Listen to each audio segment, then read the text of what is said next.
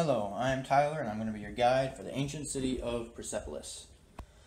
Persepolis is the Greek name for the ancient city of Parsa. The name Persepolis comes from Persepolis, which means Persian city. The third Persian king of the Achaemenid Empire, Darius the Great, had his people begin building Persepolis around 518 BCE.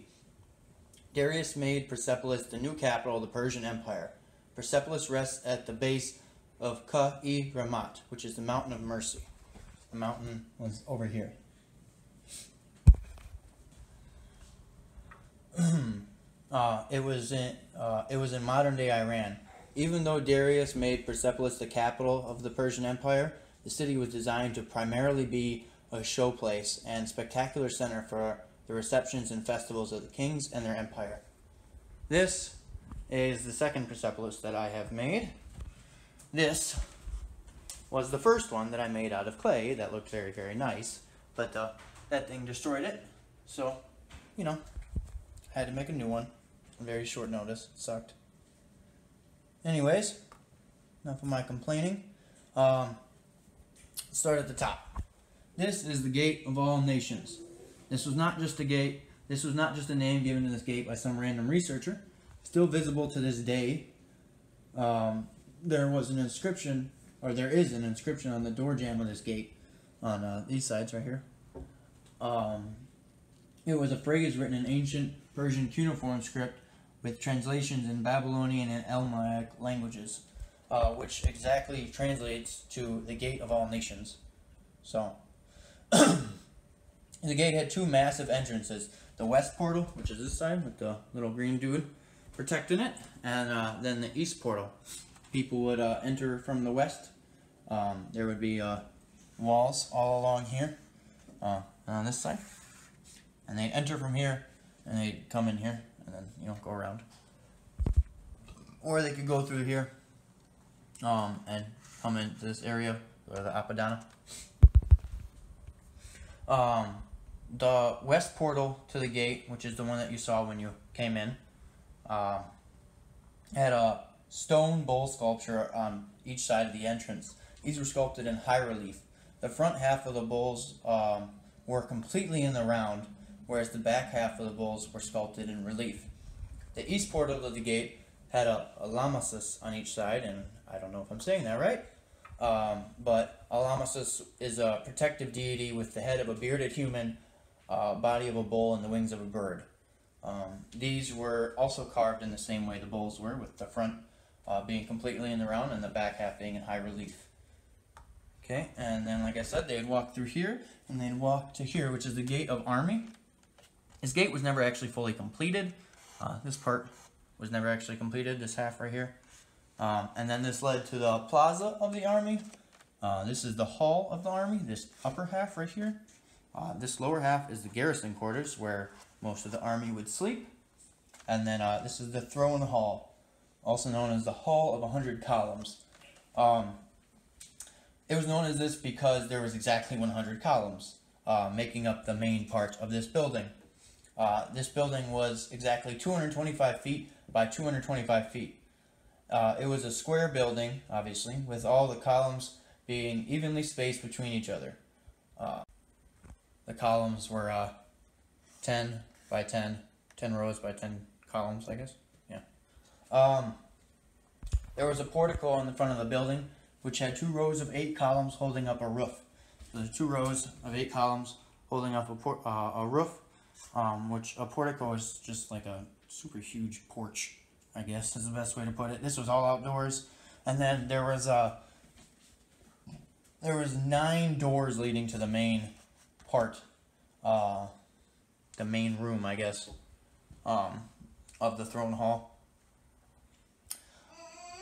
Scholars think this might have been used for storing treasure, maybe a venue for the army, or a reception hall where dignitaries would have an audience with the king.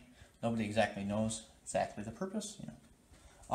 This is the Gate of Kings, also known as the Triple Gate or the Tripolone Gate, which means triple. Here's one side of the gate, another side which led through here, which led into the Apadana, and this side of the gate led into the throne hall.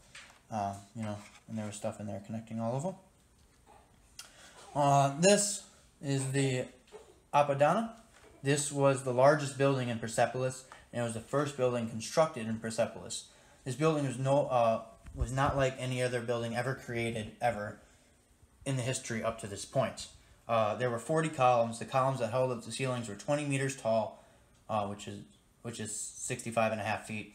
Not only that, but the columns were tapered at such a small ratio for that time, a ratio of 1 to 12,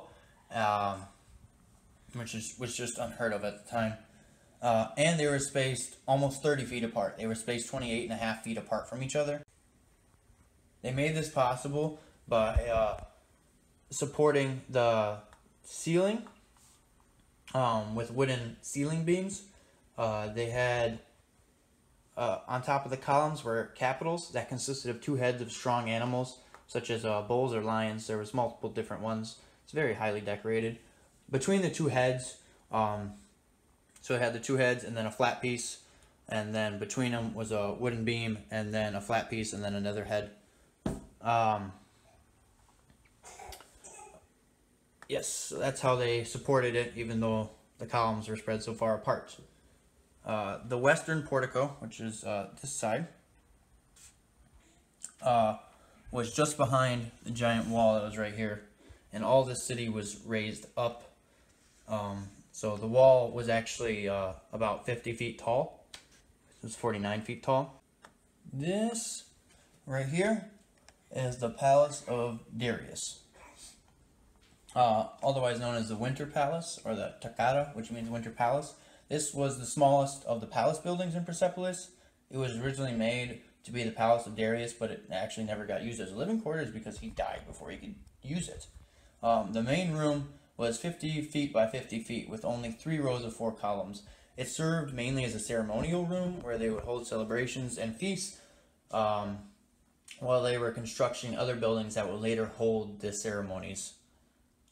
So it just, in the interim, it served as ceremonial building.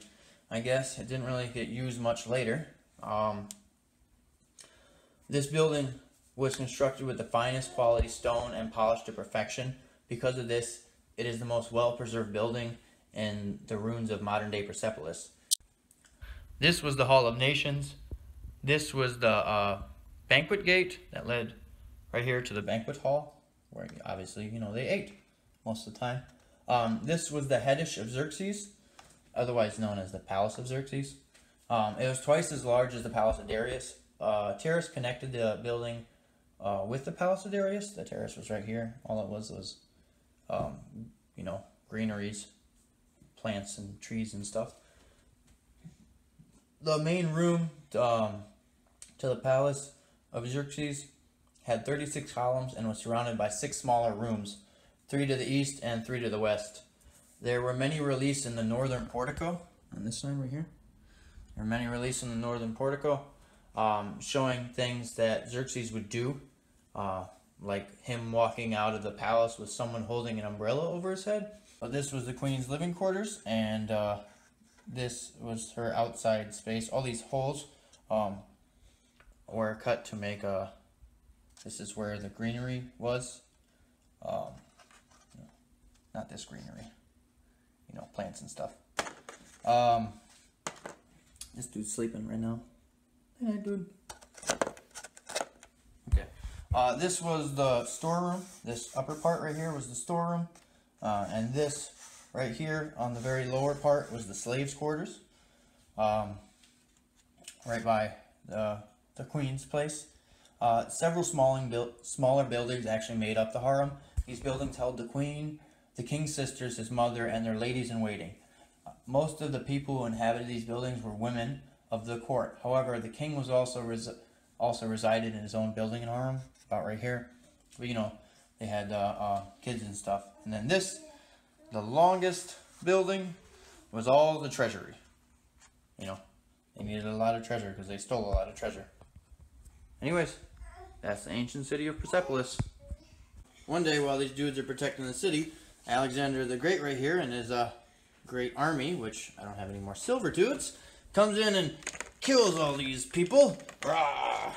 And then he summons the power of the ancient gods and gets a baby. An ancient baby god. And the ancient baby god comes in and destroys it. Roar! Roar! Roar! Roar! Destroy it, ancient baby god. Roar!